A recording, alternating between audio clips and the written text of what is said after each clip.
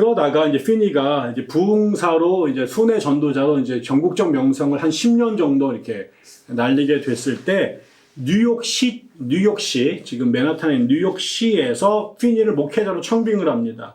그래서 채덤 스트리트 처치라고 하는 교회에서 이게 그 극장을 이렇게 변조해가지고 예배당으로 만든 곳인데 거기에서 이제 피니가 이제 목회를 했습니다. 역시 이제 피니가 목회를 잘하죠.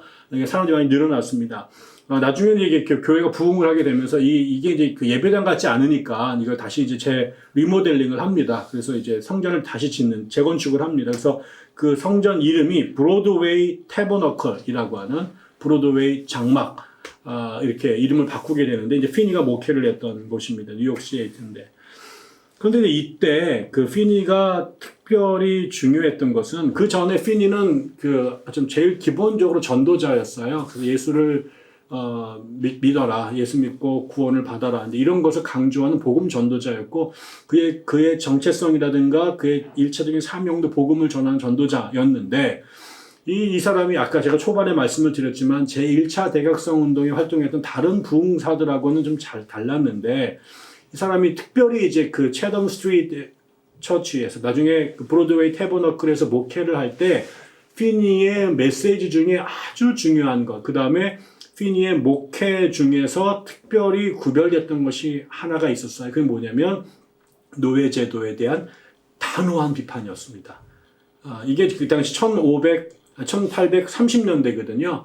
미국이 결국 1861년부터 65년까지 노예제도 문제 때문에 남과 북의 전쟁이 벌어지죠. 그 전쟁 일어나기 한 20여 년 전 정도 되는데 그때 이제 피니는 북부 사람이에요. 지금 여기가 있었던 곳이 다 업스테이트 뉴욕이라든가 캐나다 접경지대고 뉴욕시 여기 다 이제 북부 지역이죠. 여기 노예제도가 없었습니다. 남부에 이제 이 모카밭을 중심으로 노예들이 많이 있었는데 북부는 그러지 않았잖아요. 그래서 이게 때문이겠습니다만 아무튼 피니는 특별히 노예제도에 대해서 대단한 반감을 갖고 있었고 자기네 교회에 이거는 미국의 노예제도라고 하는 것은 미국이 지은 그의 표현은 내셔널 sin이다. 국가적, 민족적 죄악이다. 이 죄악 때문에 하나님께서 미국에게 부흥을 허락하지 않는 것이다. 이런 설교를 하기까지 했습니다. 결국은 미국의 진정한 부흥이 일어나기를 원한다면 미국에 있는 국가적 죄악인 노예제도를 폐지해야 된다. 이런 설교를 했습니다. 그래서 많은 사람들이 피니를 빌리 그람이나 아니면 조나단 에드워 같은 복음 전도자나 그 설교자로만 알고 있는데 사실은 피니는 그들과 물론 나중에 빌리 그람도 사회적인 문제에 대해서 대단히 이제 중요한 관심을 많이 갖고 활동을 했습니다만 피니는 누구보다 강력한 사회개혁적 의지도 관심도 활동도 했던 사람이다. 그리고 나중에 그래서 자기네 교회에서 노예를 소유하고 있거나 노예를 파는 노예 무역에 연루된 사람들에게는 성찬을 베풀지 않았습니다. 이런 맥락에서 이 사람의 그 뉴욕 목회가 특별하다. 근데 이제 이럴 때 아주 재밌는 현상이 벌어집니다. 그때 이제 오하이오주, 이 오하이오주는 이제 어디 있냐면 제가 여기 지도를 갖고 왔는데 여기가 이제 여기에 있습니다. 여기 그 뉴욕 바로 옆에 있습니다. 지금은 이제 동부에 가깝죠. 근데 그 당시엔 이게 서부였습니다. 이쪽에 서부가 막 개척이 되는 시절인데 이 오하이오에 오벌린이라는 동네가 있어요. 거기에 이제 오벌린 칼리지에이트 인스티튜트, 나중에는 오벌린 칼리지가 되는 그 대학이 하나 생겼습니다.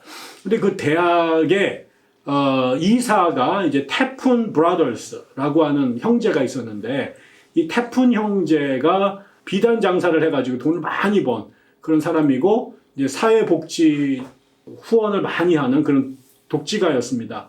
이 사람이 또 특별히 미국의 노예제도를 반대하는 사회운동에 굉장히 깊이 연관이 돼 있었고 자기의 재정적 지원을 후하게 하던 분인데 이 사람이 오벌린 칼리지의 이사였습니다. 그때 그 피니의 제자라고 말한 시오도 웰드라고 하는 사람이 있는데 시오도 웰드는 미국에서 노예제도를 반대하는 그 초창기 운동가 중에 매우 중요한 사람입니다. 이 사람이 이제 그 노예제도를 반대하고 특히 노예들의 비참한 삶들을 이렇게 모아가지고 책을 써냈는데 그 책이 나중에 그 노예제도를 반대하는데 가장 영향력을 끼친 책 중에 하나가 이제 그 스토우 부인의 톰 아저씨의 오두막집이라는 책이 있습니다. 엉클 톰스 캐빈. 근데 이 스토우 부인이 이 노예제도에 대해서 반대하는 생각을 갖게 된 게 바로 시어도어 웰드의 책을 읽고 이렇게 노예제도 반대론자가 되고 그런 책을 쓰게 된 건데, 이 사람이 티오도어 웰드가 바로 찰스 피니에게 영향을 받은 피니의 제자라고 말할 수 있는 사람인데요. 이 사람이 오버린 칼리지 이사들에게 찰스 피니를 추천을 하게 됩니다. 이 사람이 대단한 그 설교자이면서 복음 전도자인데 또 지성적으로 탁월하다.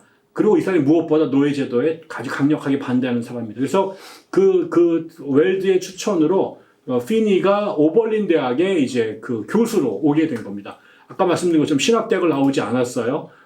그 다음에 뭐 박사학위도 없어요. 그런데 이제 전격적으로 피니를 그 대학의 교수로 데리고 왔죠. 와보니까 피니가 너무 이제 똑똑하고 강의도 잘하고 나중에 책도 훌륭한 책들도 쓰고 이렇습니다.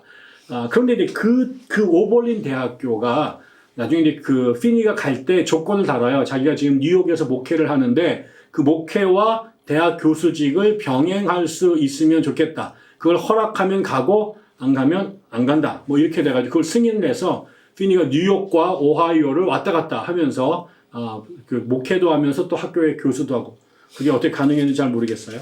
아무튼 이 두 가지를 하면서 피니의 사역에 오버린이 후반부에 굉장히 중요한 역할을 하게 되죠. 그런데 중요한 거는 이 오버린 대학입니다. 이 오버린 대학은 국내에는 잘 안 알려져 있는 대학인데 미국에서 이 오버린 칼리지는 특별히 중요합니다. 왜 중요하냐면 이 오버린 칼리지가 미국에서 최초로 흑인과 여성들에게 대학의 문을 연 곳입니다.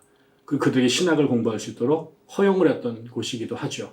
그래서 이제 남녀 공학이면서 흑인과 여성들에게 대학 교육의 문을 열었던 거의 선구적인 학교이고요. 무엇보다 거기가 이제 그 당시가 미국에서 노예제도 문제로 이제 남과 북이 계속해서 갈등을 하고 있었는데, 그때 이제 뭐가 있었냐면 미국에서 Fugitive Slave Act, 도망 노예법이라는 게 있었습니다. 그건 뭐냐면 미국의 남부가 이제 노예제도가 있었고 북부는 이제 노예제도가 없는 곳이 많았잖아요. 그러니까 남부에 있는 노예들이 그 억압과 박해를 견디다 못해서 탈출을 합니다. 그래서 이제 노예제도가 없는 북부의 주라든가 그다음에 캐나다에도 이제 노예제도가 없었는데 그쪽으로 도망을 가요.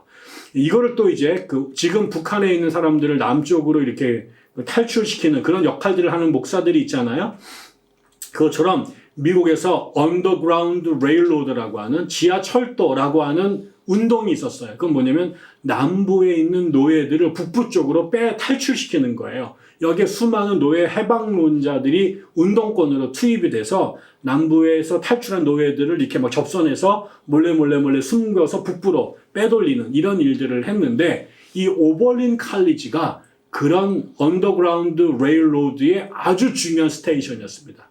여기에 있는 학생들, 교수들이 남부의 노예들을 탈출시켜서 여기는 학생들의 집이라든가 교수의 집에서 은거하고 그 다음에 북부에 있는 노예 제도가 없는 주나 아니면 캐나다로 이 사람들을 탈출시키는 이런 일들을 학교 전체가 나서서 하게 된 거죠. 그래서 굉장한 운동권 대학이라고 말할 수 있습니다.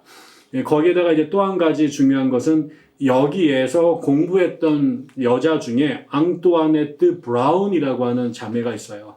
앙뚜아네트 브라운. 굉장히 똑똑한 여성이었는데 이 사람이 이제 오버린 칼리지에서 학부를 나왔는데 그 당시 여성들에게는 신학 교육을 시키지 않았습니다. 모든 대학들이. 여성들에게 안수도 주지 않고. 물론 이제 감리교 쪽이나 이런 쪽에서는 좀 더 오픈된 생각이 있었지만 주류 교단이었던 청교도 전통에 있었던 사람들 중에서는 여성들에게 신학 교육을 시키지 않았습니다. 근데 이제 앙뚜아네트 브라운이 학교랑 투쟁을 해가지고 학부를 졸업하고 난 다음에 신학 교육을 받도록 이제 졸라서 이게 결국 학교에서 승인이 돼가지고 신학 공부를 했죠. 이 앙뚜아네트 브라운이 오버린 칼리지를 졸업하고 난 다음에 미국에서 최초로 안수받은 여성 목사가 됩니다. 루터 리라고 하는 그 감리교 목사가 안수를 했는데요. 그래서 이제 이 사람이 오버린 칼리지 졸업생입니다. 그래서 오벌리 칼리지가 노예제도 운동이라든가 노예제도를 반대했고, 그다음에 여성들에게 신학교육을 허용해서 그 동문이 미국 최초의 안수받은 목사가 됐죠. 회중교회에서 안수를 받았는데, 이런 역사가 이제 다 피니와의 커넥션 속에서 이루어졌다라고 말씀을 드릴 수 있습니다. 결국 그런 맥락에서 이제 찰스 피니는 제2차 대각성 운동이 크게 이제 세 가지 그 흐름이 있다고 말씀을 드렸습니다. 하나는 그 켄터키 주에 있는 케인 리치라고 한 동네에서 감리교 장로교 목사들이 연합으로 집회를 하면서 큰 은사주의적 현상들이 나타나는 그런 성령 운동이 벌어졌다. 또 하나는 예일대학교에서 그 조나단 에드워즈의 외손자였던 티모시 드와이트가 총장으로 있을 때 그 학교 캠퍼스 안에서 이 티모시 드와이트의 설교와 훈화를 통해 학생들이 회심하는 역사가 나타났다.